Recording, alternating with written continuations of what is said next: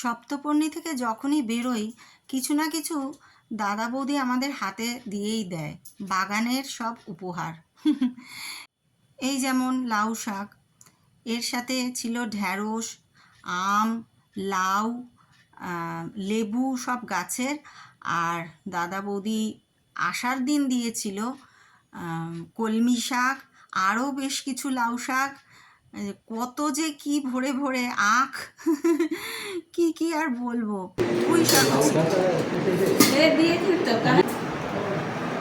এবার সপ্তপর্ণীর নতুন সংযোজন হচ্ছে ব্রেকফাস্ট। যারা এখানে ঘর বুক করবে তারা 3 দিন 3 রকম ব্রেকফাস্ট পাবে। আর আমাদের জন্যেও, আমরা অনলাইনে বুকিং করিনি যদিও, তবুও দাদা আমাদের জন্যে ইডলি নিয়ে এসেছিলো। এখানে বিখ্যাত চাহাপানি ইডলি, এত ভালো খেয়েছিলাম আমরা।